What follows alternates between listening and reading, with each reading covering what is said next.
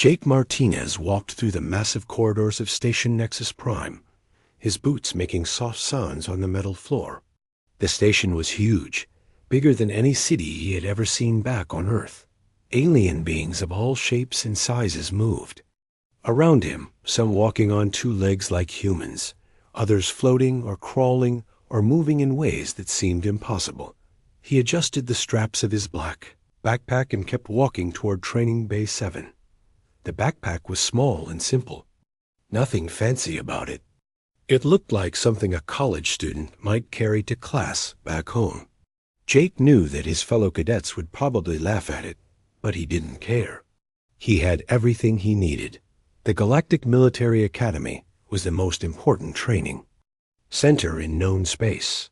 Cadets from hundreds of different worlds came here to learn how to fight together, how to survive in the worst places in the galaxy, and how to protect the planets that made up the Galactic Alliance. Jake was one of only 12 humans in this year's class. Humans had only joined the Alliance 3 years ago, and most aliens still thought of them as weak newcomers. When Jake reached Training Bay 7, he saw his squadmates already gathering near the center of the room.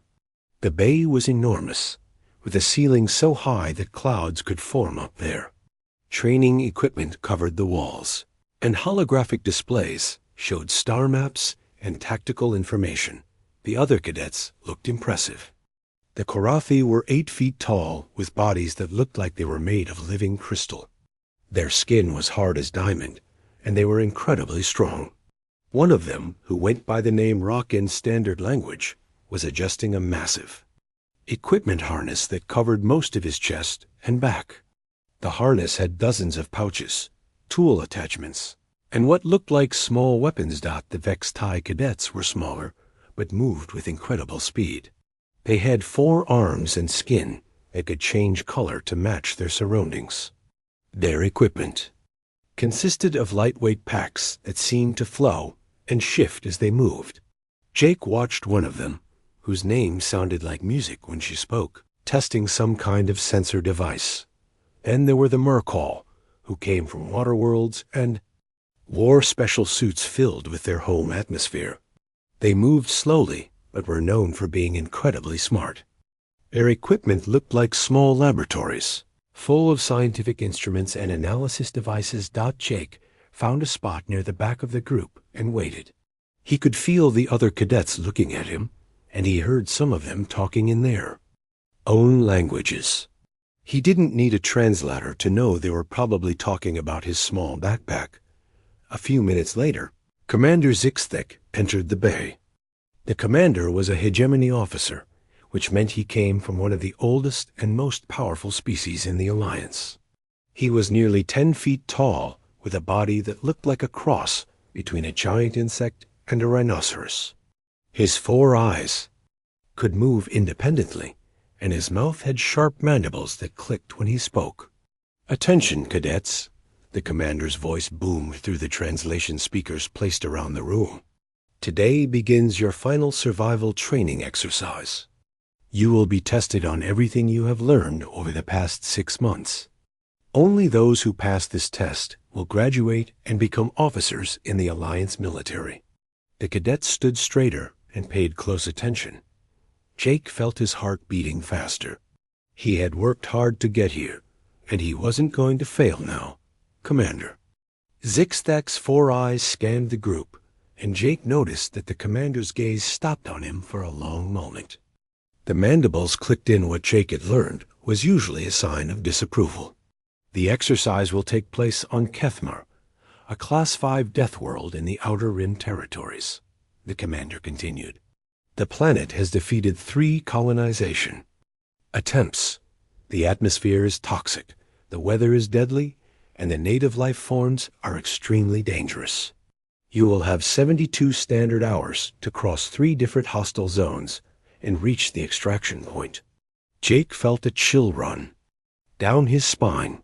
Kethmar was famous throughout the Alliance as one of the most dangerous planets ever discovered. Most military units wouldn't go there without full battle armor and heavy weapons. The commander walked closer to the group, his massive feet making the floor vibrate slightly. I will now inspect your equipment to ensure you are properly prepared for this challenge. He started with the Karathi cadets, nodding approvingly at their massive equipment harnesses. Ruck's gear alone probably weighed more than Jake did, and it contained everything from atmospheric processors to emergency medical equipment to defensive shields. The Vex-Tai cadets showed off their lightweight but sophisticated gear, including camouflage systems and advanced sensors that could detect danger from miles away. The Mercall had brought portable laboratories that could analyze any threat they might encounter. Commander Zixthick reached Jake. He stopped and stared down at the human cadet. Jake could see his own reflection in the commander's compound. Eyes. Cadet Martinez, the commander said, his voice carrying clearly through the translation system. Where is your survival equipment? Where are your atmospheric processors, your emergency supplies, your defensive systems? Jake patted his small backpack confidently. Right here, sir. I have everything I need. The silence that followed was broken by sounds from the other cadets. The Karathi made grinding noises that Jake knew was their version of laughter. The Vex-Tai chittered among themselves. Even the slow-moving Mercall seemed amused. Rock, the largest of the Karathi cadets, turned to look at Jake with something like pity in his crystalline features. Human, he said through his translator, that tiny bag could not hold enough supplies for a single day, let alone 3 days on a death world. How do you expect to survive with so little equipment? More laughter came from the other cadets. Jake noticed that even some of the other humans in the group looked embarrassed for him. Lisa Chun, another human cadet, shook her head slightly, as if trying to tell him he was making a mistake. Commander, Zixthak's mandibles spread wide in what Jake had learned was the hegemony equivalent of a condescending smile. Perhaps human beings require very little to sustain themselves, the commander said. Like the primitive scavenger creatures on my homeworld, they can survive on nothing but scraps and hope. The insult was clear to everyone in the room. Jake felt his face getting warm, but he kept his expression calm and respectful. He had dealt with this kind of attitude before. Ever since humans joined the Alliance, they had been looked down on by many of the older species. Humans were seen as young, weak, and primitive compared to civilizations that had been traveling between the stars for thousands of years. I understand your concerns, sir, Jake said politely, but I am confident that my equipment will be sufficient for the mission. Commander Zixthak studied Jake for another long moment, then moved on to inspect the remaining cadets. Jake could hear whispers and comments from around the room, but he ignored them. He had learned long ago that the best way to deal with doubters was to prove them wrong through actions, not words. After the inspection was complete, Commander Zixthak returned to the front of the group. The transport ship will depart in 1 hour, he announced. Use this time to make any final preparations. Remember, cadets, this exercise will test everything you have learned about survival, teamwork, and military tactics. Those who fail will be sent home in disgrace. Those who succeed will earn their place as officers in the greatest military force the galaxy has ever known. As the cadets began to disperse, Jake noticed that several groups were forming naturally along species lines. The Karathi clustered together, sharing equipment and planning strategy. The Vex-Tai did the same, their 4 arms moving rapidly as they communicated in their complex sign language. Jake found himself standing alone. The other human cadets were grouping together, but they seemed hesitant to invite him to join them. He could understand why. If his equipment really was insufficient, he would only slow them down and potentially get them all killed. Martinez, Lisa Chun called out to him. She was a good cadet, smart and well prepared. Her equipment pack was nearly as large as those carried by the alien cadets. Are you sure you don't want to team up with us? I have extra atmospheric filters, and David brought backup power cells for the environmental suits. Jake smiled at her offer. Lisa was trying to be kind, and he appreciated that. But he shook his head. "Thanks, Lisa, but I'll be fine on my own. I'll see you all at the extraction point." Lisa looked like she wanted to argue, but she nodded and rejoined the other humans. Jake could see the worry in her eyes. She probably thought she would never see him alive again. Rock, the Karathi cadet, overheard the conversation and let out another grinding laugh. The human thinks he can traverse 3 death zones with nothing but confidence and a small bag. He said to his squadmates, "This will be very educational for all of us. We will learn exactly how much punishment the human body can take before it gives up." Jake pretended not to hear the comment, but he made a mental note.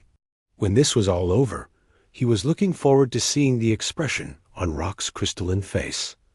The hour passed quickly, and soon all the cadets were boarding the transport ship that would take them to Kethmer.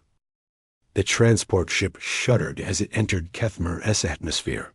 Jake pressed his face to the viewport and watched the planet's surface come into view. It looked like a nightmare made real. The ground was covered in twisted black rock formations that jutted up like broken teeth. Strange purple clouds drifted across the landscape, and Jake could see flashes of lightning that glowed green instead of white. In the distance, mountains rose up like jagged claws reaching toward the dark sky. "This is your pilot speaking," came a voice over the ship's communication system. "We are approaching the drop zone. All cadets should prepare for immediate deployment. Weather conditions are currently showing acid rain probability at 90%, with surface temperatures ranging from -40 to +60 degrees depending on your location. Good luck down there." Jake felt his stomach tighten as he looked at the hostile world below. He had studied Kethmer during his training, but seeing it in person was much worse than any holographic simulation. The planet looked like it was actively trying to kill anything that lived on it around him. The other cadets were making their final preparations. The Karathi cadets were activating their massive environmental suits, which hummed with power as defensive shields came online. The suits covered their entire bodies and made them look like walking tanks.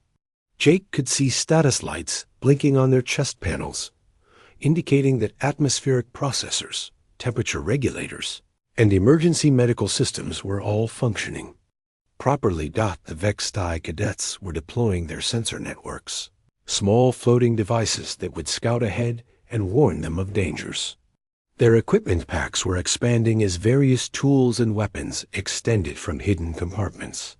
One of them, the female whose voice sounded like music, was testing a camouflage system that made her nearly invisible, even though Jake was standing right next to her. The Mercol cadets were sealing themselves into their portable habitat domes, which would protect them from the hostile atmosphere while allowing them to move across the planet's surface. Their domes were filled with the special atmosphere they needed to breathe, and Jake could see complex life support systems working to keep them alive. Even the other human cadets were busy with their preparations. Lisa Chun was checking her atmospheric filters and testing her environmental suit's seal. David Park was loading extra power cells into his equipment pack, while Susan Miller was calibrating her emergency beacon. Jake simply shouldered his small backpack and checked his standard-issue wrist communicator. He looked so unprepared compared to everyone else that several alien cadets stared at him with what looked like pity. One of the Korathi even made a gesture that Jake's translator identified as a blessing for the dead. The transport ship touched down with a heavy thud that shook everyone inside. Through the viewports, Jake could see the landing zone, a flat area of black rock surrounded by twisted metal structures left behind by the failed colonization attempts. The air outside looked thick and oily, and Jake could see small sparks of electricity dancing between the rock formations. "Attention all cadets," Commander Zixthek's voice boomed through the ship's speakers. "You are now on Kethmer, one of the most dangerous worlds in Alliance space. Your mission is to reach the extraction point at coordinates 847. north within 72 standard hours. The route will take you through 3 distinct zones, each more dangerous than the last. Jake listened carefully as the commander explained the challenges ahead. First, they would have to cross the Crimson Wastes, where the ground was covered in sharp crystals that could cut through most materials, and the air was filled with toxic gases. Then they would climb the Screaming Peaks, a mountain range where the wind moved through the rocks in ways that could drive most species insane. Finally, they would have to survive the toxic marshlands, where the native predators were so dangerous that even Alliance military units avoided the area. Remember, the commander continued, this is not just a test of your individual survival skills. It is also a test of your ability to work as a team. The Alliance military depends on cooperation between different species. Those who can work together will have the best chance of success. The ship's cargo doors opened with a loud hiss, and immediately Jake could smell the planet's atmosphere. Even through the ship's air filtration system, the air had a sharp, metallic taste that made his nose burn. He could hear strange sounds coming from outside, like wind chimes made of broken glass. The cadets began filing out of the ship in their predetermined groups. The Korathi moved together like a small army, their environmental suits making them look invincible. The Vixtai scattered quickly, using their natural speed and camouflage to disappear into the landscape. The Murkol moved more slowly, but with obvious confidence in their protective equipment. Jake walked down the ship's ramp and felt the full force of Kethmer's hostile environment hit him. The air was thick and hard to breathe, even through his basic breathing mask. The ground under his feet felt unstable, like it might collapse at any moment. Strange electrical discharges crackled through the air around him, and he could feel the hair on his arms standing up from the static electricity. As the cadets spread out from the landing zone, Jake noticed that natural groups were forming based on species and equipment compatibility. The heavily armored Korathi stayed together, sharing power from their suits' generators. The fast-moving Vextai formed scouting parties that could cover ground quickly. The scientific Murkol created mobile research stations where they could analyze threats and find safe routes. Jake found himself walking alone. The other human cadets had formed their own group, but they seemed reluctant to invite him to join them. He understood why. If his equipment really was as inadequate as it appeared, he would only slow them down and put them all in danger. Martinez, Lisa Chun called out to him as her group prepared to move out. Last chance. You sure you don't want to come with us? David has extra power cells, and Susan brought backup atmospheric filters. We can share our equipment. Jake looked at the concern in her eyes and felt grateful for her offer, but he shook his head. Thanks, Lisa, but I'll be fine. I have everything I need right here. He patted his small backpack, which looked even more inadequate against the backdrop of Kethmer's hostile landscape. Lisa looked like she wanted to argue, but David Park put a hand on her shoulder. Let him go, Lisa, David said quietly. If he wants to get himself killed, that's his choice. We can't save everyone. The word stung, but Jake didn't let his expression change. He understood their position. In a survival situation, you had to make hard choices about who you could help and who you had to leave behind.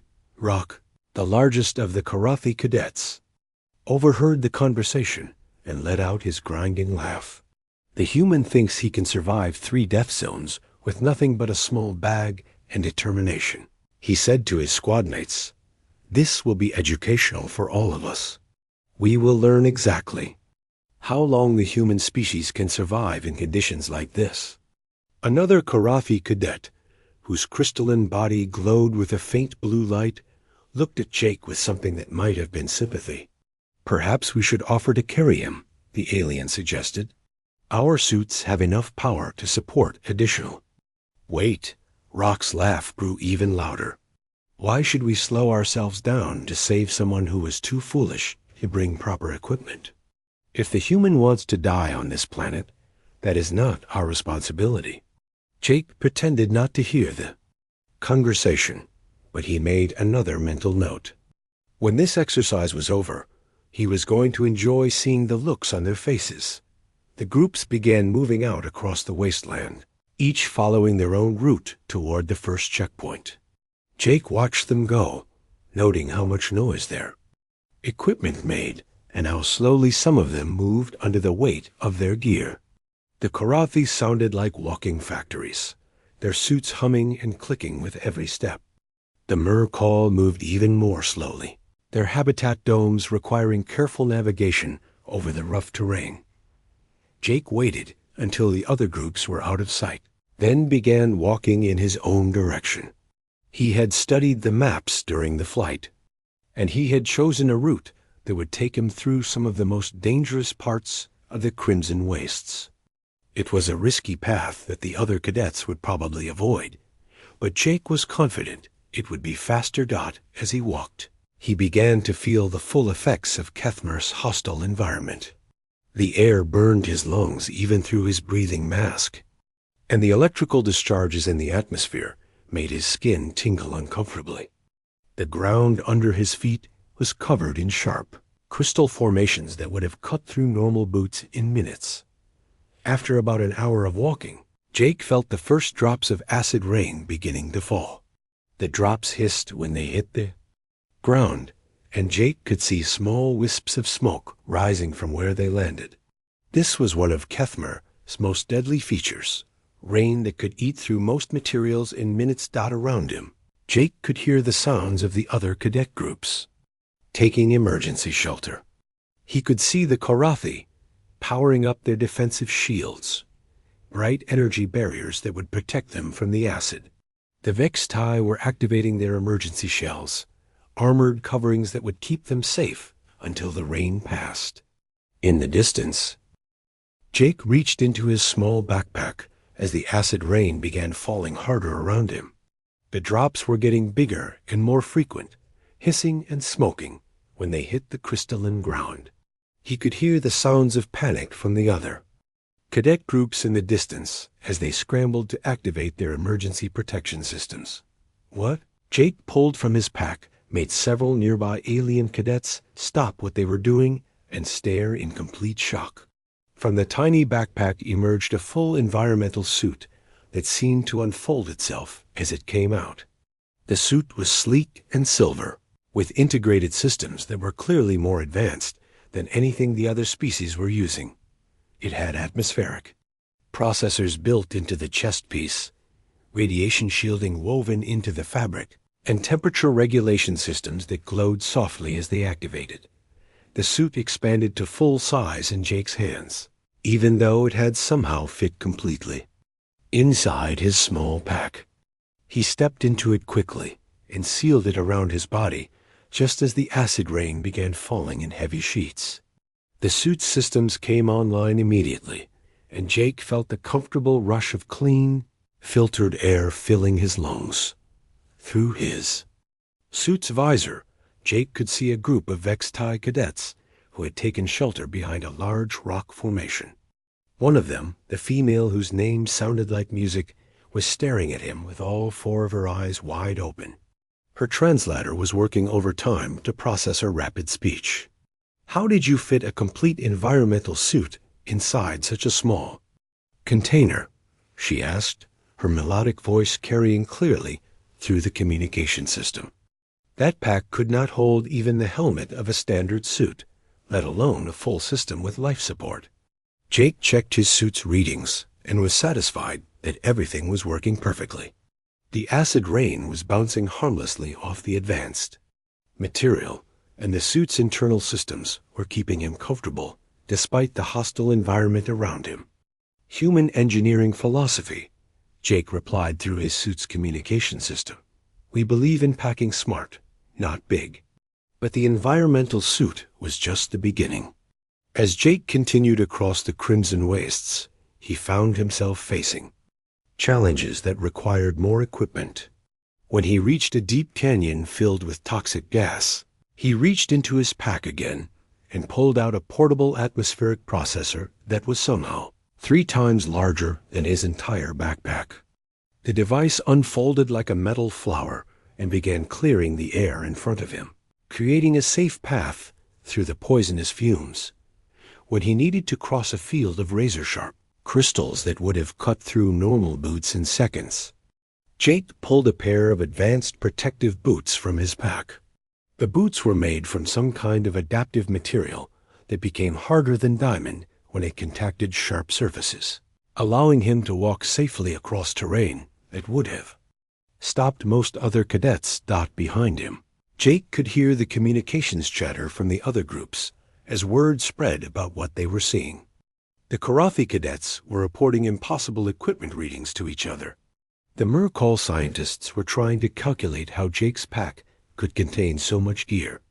Even the other human cadets were asking each other if they had missed something important during their equipment briefings. Commander Z. Stack, monitoring the exercise from his command ship in orbit, found himself staring at his sensor readings in complete confusion.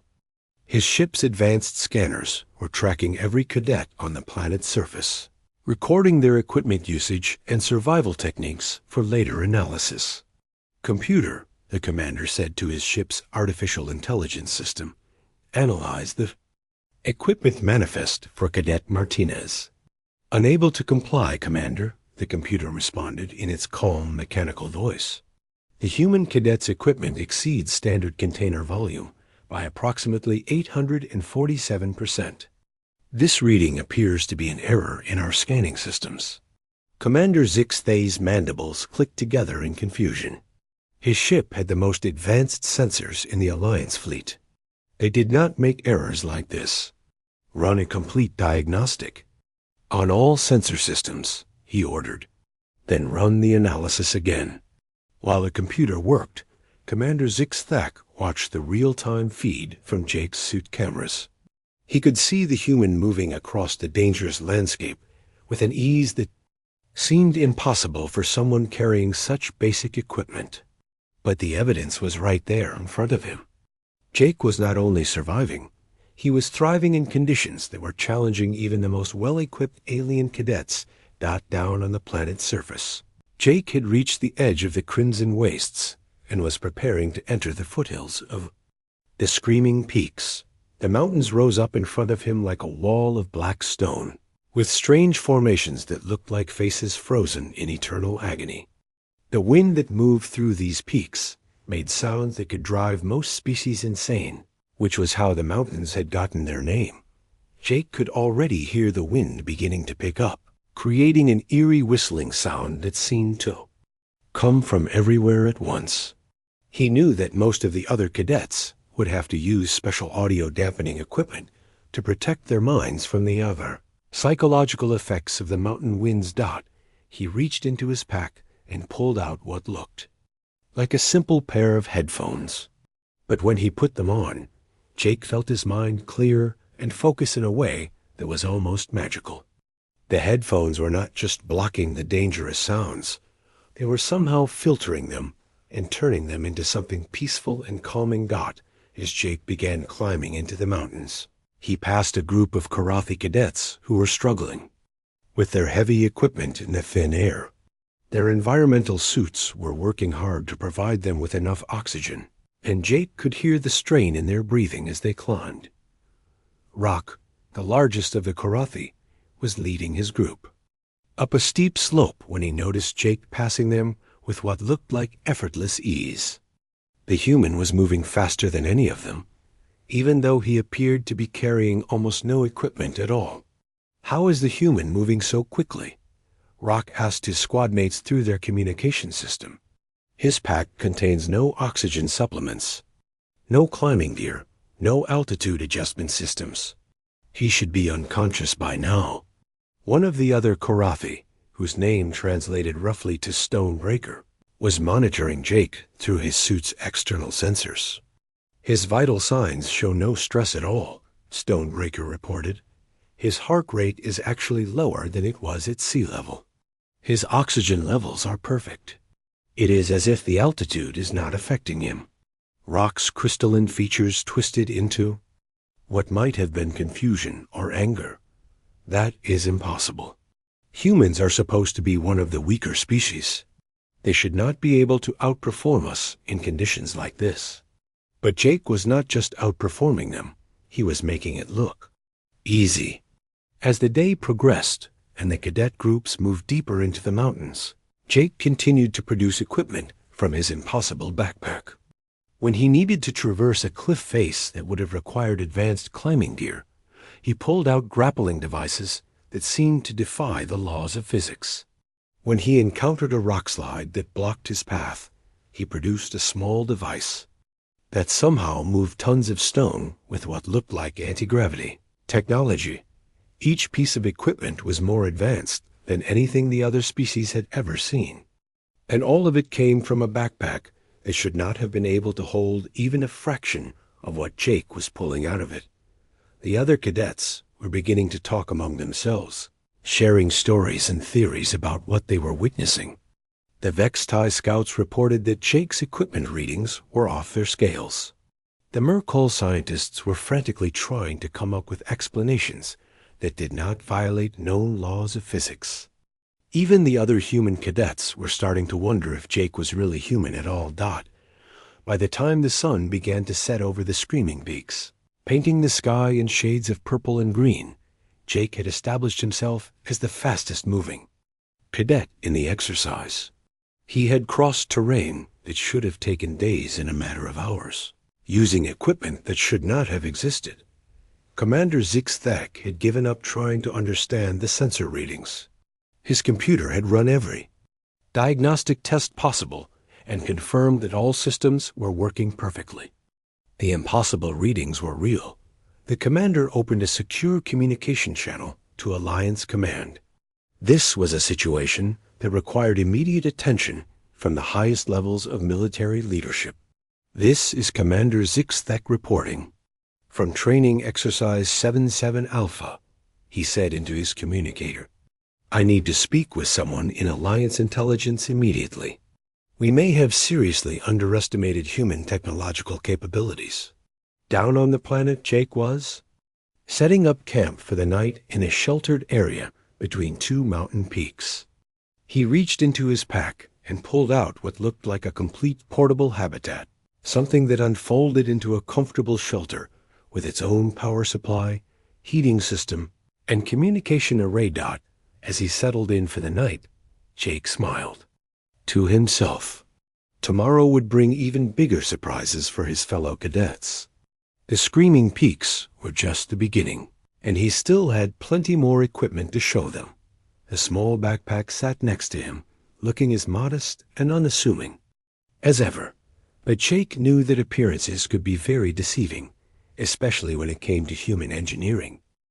By the second day of the exercise, word about Jake Martinez and his impossible backpack had spread to every cadet group on Kethmer. The alien cadets were no longer talking about the weak human who had brought inadequate equipment. Instead, they were sharing stories that sounded more like legends than reality. The Vexti scouts reported that they had seen Jake pull a complete water purification system from his pack, something that could process the planet's toxic groundwater and turn it into safe drinking water. The system was larger than most emergency shelters, but it had somehow fit inside his tiny backpack along with everything else. The Mercol scientists were frantically trying to understand how Jake's equipment worked.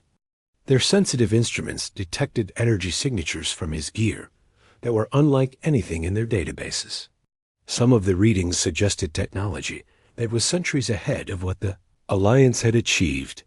Even the proud Korathi warriors were beginning to show Jake a grudging respect.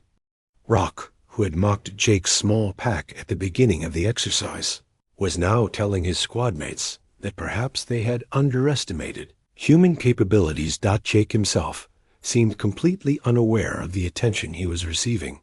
He moved through the dangerous landscape with calm confidence, pulling whatever equipment he needed from his pack without any apparent concern about space or weight limitations. He treated his impossible backpack like it was the most normal thing in the universe. The breaking point came at midday, when the cadets reached the most dangerous part of the Screaming Peaks. A massive volcanic eruption had occurred during the elm night, blocking the main route with a wall of molten rock and toxic gas. The eruption had also trapped several cadets behind the lava flow, cutting them off from the rest of their groups. Jake could hear their distress calls over the emergency communication channel. 3 Vexti scouts, 2 Mercall scientists, and 1 human cadet named Peter Walsh were trapped in a cave system behind the lava wall. The toxic gases from the volcano were seeping into their shelter, and their emergency air supplies would only last a few more hours. The other cadet groups were working frantically to coordinate some kind of rescue operation. The Korathi were trying to combine their defensive shields to create a safe corridor through the toxic gas. The remaining Vexti were using their sensors to map possible alternate routes. The Mercall were analyzing the gas composition to find a way to neutralize it, but all of their efforts would take hours, and the trapped cadets did not have hours left. Jake listened to the rescue planning chatter for about 10 minutes, then calmly reached into his backpack. What he pulled out this time made every cadet who could see him stop talking and stare in complete amazement. First, he produced a full mining laser, a piece of industrial equipment that normally required a team of engineers to operate. The laser was designed to cut through solid rock and was powerful enough to bore tunnels through mountains. It should have weighed several tons and required its own power plant to function. Next, Jake pulled out a portable atmospheric scrubber, a device that could clean toxic air over a wide area. The scrubber was the size of a small building when fully deployed, with filtration systems that could process thousands of cubic meters of air per minute. Finally, he produced a hover platform that could carry up to 8 people safely through dangerous terrain. The platform had its own shield generators and life support systems, making it essentially a flying rescue vehicle. All of this equipment came from a backpack that looked like it could barely hold a change of clothes. Jake set up the mining laser and began cutting through the lava wall with smooth, practiced movements. The laser cut through the molten rock like it was soft butter, creating a tunnel that was perfectly sized for the hover platform. The atmospheric scrubber activated automatically, clearing the toxic gases from the tunnel as Jake worked. The entire rescue operation took 30 minutes. A mission that should have required hours of coordination between multiple teams with heavy equipment was completed by 1 human with a small backpack. When Jake emerged from the tunnel with all 6 rescued cadets safely aboard his hover platform, he found that every other cadet in the area had gathered to watch. Korathi, Vexti, Mercall, and humans all stood together in silence, staring at equipment that should not have been possible. Commander Zixthak was no longer monitoring the exercise from orbit. He had transported down to the planet's surface and was hiking toward Jake's position as fast as his legs could carry him. His advanced sensors were trained on the human's backpack, but they were still giving him readings that made no sense. The commander's communication with Alliance headquarters had resulted in a flurry of activity at the highest levels of government. Intelligence analysts were reviewing every piece of data they had about human technology. Military engineers were trying to understand how humans had developed equipment that seemed to violate the laws of physics. Back on the planet, Jake was calmly packing his rescue equipment back into his impossibly small backpack. The mining laser folded up like an umbrella. The atmospheric scrubber compressed itself into something the size of a briefcase. The hover platform somehow became flat enough to slide into what looked like a small envelope. Peter Walsh, the human cadet who had been rescued, approached Jake with wonder in his eyes. "Jake, how is any of this possible?" he asked. "I've been through the same training as you. I studied the same equipment manuals. Nothing like this was ever mentioned in any of our classes." Jake smiled and shouldered his pack, which looked exactly as small and modest as it had at the beginning of the exercise. "Maybe you weren't paying attention during the right classes," he said with a wink. The rescued Vextai scout, whose name sounded like wind chimes, spoke up through her translator. "Human Jake, your equipment readings are beyond our understanding. Our scientists measure energy outputs that should require power sources the size of cities. How does your small pack contain such technology?" Before Jake could answer, Rock and his Karathi squadmates approached the group. The large crystalline warrior's attitude had completely changed from the mocking tone he had used at the beginning of the exercise. "Human Martinez," Rock said, his translator carrying a tone of deep respect, "I owe you an apology. When this exercise began, I thought your species was weak and unprepared. I mocked your small pack because I believed it showed human inferiority." Rock paused and looked at the other cadets who had gathered around. "I was wrong. Your pack contains technology that our greatest scientists have been trying to develop for centuries. You have rescued 6 cadets using equipment that seems to ignore the laws of physics. I do not understand how any of this is possible, but I am honored to serve alongside you." The other alien cadets murmured their agreement. The Mercall scientists were practically begging Jake to let them study his equipment. The Vixtai scouts wanted to know how human engineering had advanced so far beyond what the Alliance thought was possible. Jake listened to their questions and comments with good humor, but he did not offer any detailed explanations. He simply said that human engineers like to think creatively about problems, and that sometimes the best solutions came from approaching challenges in unexpected ways. As the groups prepared to move on toward the final challenge of the toxic marshlands, Jake noticed that his fellow cadets were looking at him differently. The alien species that had dismissed humans as primitive newcomers were now watching Jake with something close to awe. Even the other human cadets seemed amazed by what they had witnessed. Commander Zixthak finally reached the group just as they were preparing to move out. The massive hegemony officer was breathing heavily from his rapid march across the dangerous terrain, and his 4 eyes were all focused on Jake's small backpack. "Cadet Martinez," the commander said, his translator, struggling to convey the complex emotions in his voice, "I must ask you directly, what exactly are you carrying in that pack?" Jake looked up at the towering commander and smiled. Around him, every cadet in the area had stopped what they were doing to listen to his answer. The rescued cadets, the alien warriors, the brilliant scientists, even his fellow humans were all waiting to hear how he would explain the impossible. "Standard human survival gear, sir," Jake replied in the same calm tone he had used at the beginning of the exercise. "Nothing special." "Commander." Zixthak's mandibles clicked together in what Jake recognized as extreme frustration. "Cadet Martinez, you have produced enough equipment to supply a full military company. Your pack contains technology that our best scientists claim is impossible. How do you explain this?" Jake adjusted the straps of his backpack and looked around at all the faces staring at him.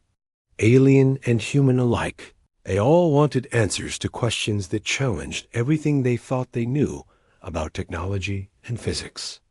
"Commander," Jake said respectfully, "I think you're asking the wrong question." The commander's 4 eyes narrowed. "What do you mean, cadet?" Jake's smile grew wider. "The question isn't what I'm carrying in this pack. The question is what I'm not carrying." With that cryptic answer, Jake began walking toward the toxic marshlands, leaving a group of very confused but deeply impressed cadets behind him. Tomorrow would bring the final test, and Jake still had his biggest surprise yet to reveal. The final day of the exercise brought the cadets to the edge of the toxic marshlands, the most dangerous area on all of Kethmer. The marshlands stretched out before them like a green and purple nightmare, with twisted trees that dripped poisonous sap and pools of water that glowed with deadly radiation. Strange mists drifted between the vegetation, and Jake could hear sounds that no living creature should be able to make. But the marshlands were not just dangerous because of their toxic environment. They were home to Kethmer's most feared predator, the Phase Stalkers. These creatures were unlike anything else in known space. They could shift between dimensions, appearing and disappearing at will as they hunted their prey. Most Alliance military units refused to enter Phase Stalker territory, even with full battle armor and heavy weapons. Commander Zixthek had been hiking with the cadet groups since the rescue at the Screaming Peaks, and his respect for Jake had grown with every impossible piece of equipment the human had produced. But even the commander looked nervous as they approached the marshlands. "Cadets," the commander announced through his communicator, "you are now entering the most dangerous phase of this exercise. Phase Stalkers hunt in packs and can appear anywhere without warning. The standard protocol is to move in large groups with overlapping shield generators and sensor networks.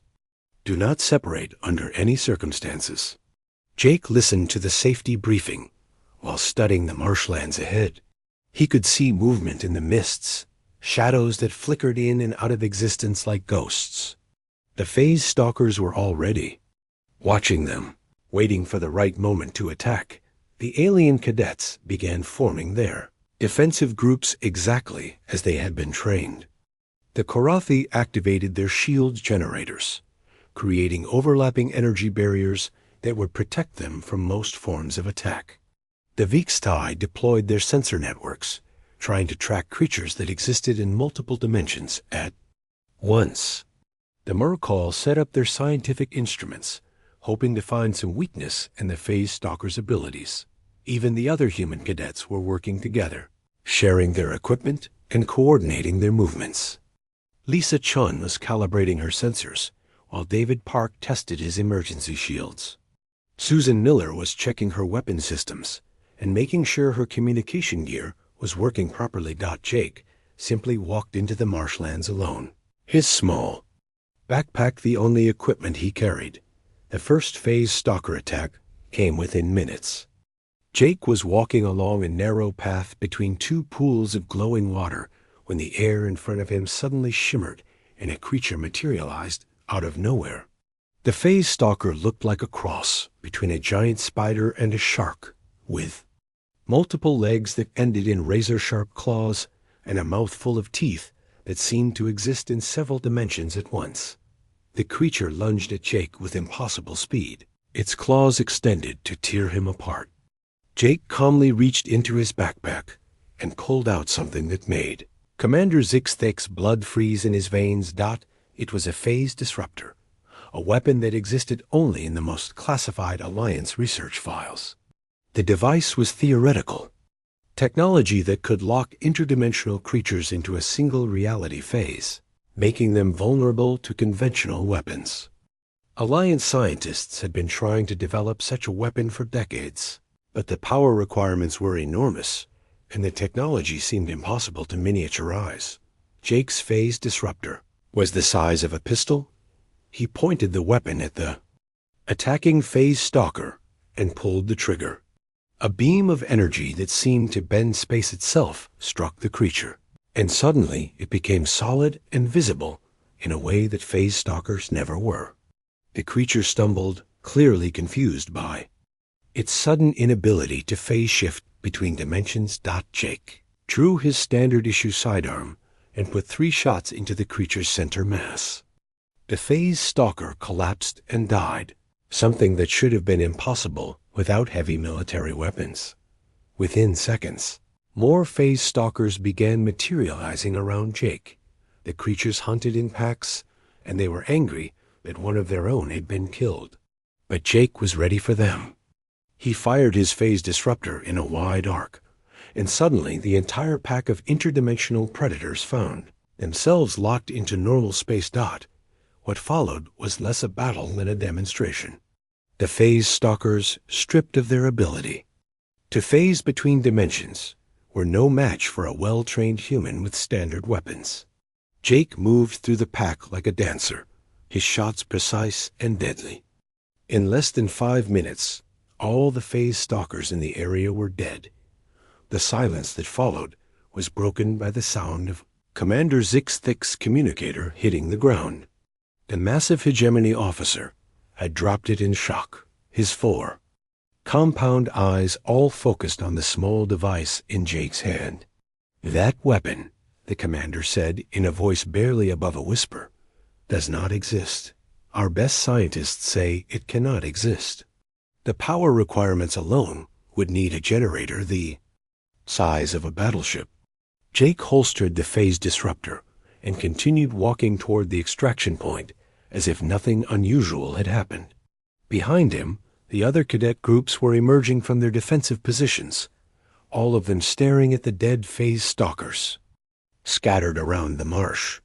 Rock, the Karathi warrior who had spent the entire exercise learning to respect human capabilities, approached one of the dead creatures with wonder in his crystalline features. "These beasts have terrorized this region for centuries," he said through his translator. "Alliance military units avoid this area because phase stalkers are considered impossible to kill. Yet the human defeated an entire pack in minutes." The rescued cadets from the day before gathered around Jake as he walked. Peter Walsh, the human cadet who owed Jake his life, was looking at his fellow human with something approaching awe. "Jake," Peter said quietly, "I need to ask you something, and I need you to give me a straight answer. Are you really human?" Jake stopped walking and turned to look at the group that had formed around him. Alien and human faces all stared at him with the same question in their eyes. They had seen him produce impossible equipment, perform miraculous rescues, and defeat legendary predators. They needed to understand what they were dealing with. Commander Zixthak approached the group, his massive form moving carefully through the marsh. "Cadet Martinez," the commander said formally, "I believe I understand now. The question is not what you are carrying in that pack. The question is what you are not carrying." Jake smiled and nodded. "That's right, Commander. You're finally asking the right question." The commander's mandibles clicked together thoughtfully. "The question is not what technology you have. The question is what limitations you do not have." Jake reached for his backpack and for the first time since the exercise began, opened it fully so that everyone could see inside. What they saw defied everything they thought they knew about physics, engineering, and the nature of reality itself. Backpack did not contain a storage compartment. Instead, it opened onto what appeared to be a stable spatial fold, a pocket of compressed space-time that extended far beyond the physical boundaries of the pack itself. Inside the fold, Jake could see equipment, supplies, and technology stretching away into what looked like infinity. "This is why humanity deserves a place in the Galactic Alliance," Jake said, addressing not just the commander, but all the alien cadets who had spent the exercise learning to respect human ingenuity. "We do not survive by being the strongest, or the fastest, or the most heavily armed. We survive by being the most adaptable." He gestured to his open backpack, where impossible amounts of equipment existed in a space that should not have been able to contain them. When other species see a problem, they build bigger solutions. When humans see a problem, we change the rules that created the problem in the first place. Commander Zixthak stared into the spatial fold with all 4 of his eyes. "You have miniaturized dimensional engineering," he said in amazement. "You have created portable space that can contain unlimited equipment. This technology could revolutionize everything from space travel to planetary colonization." Jake closed his backpack and shouldered it again. To anyone watching, it looked exactly as small and modest as it had at the beginning of the exercise. "Human engineers have been working on practical applications of dimensional theory for years," he explained. "We figured that if we were going to explore the galaxy, we might as well travel light." As the extraction ships arrived to pick up the cadets, Jake noticed that none of his classmates were looking at him the same way they had 3 days ago. The alien species that had dismissed humans as primitive newcomers now watched him with deep respect and perhaps a little fear. They had learned that the most dangerous opponents were often the ones who looked harmless until they opened their bag of tricks. The other human cadets were staring at Jake with pride and amazement. They had always known that humanity was capable of great things, but seeing their species' ingenuity demonstrated so dramatically filled them with confidence about their place in the galaxy. Commander Zixthak walked alongside Jake as they boarded the transport ship. "Cadet Martinez," the commander said thoughtfully, "I believe I owe your entire species an apology. The Alliance has seriously underestimated human technological capabilities.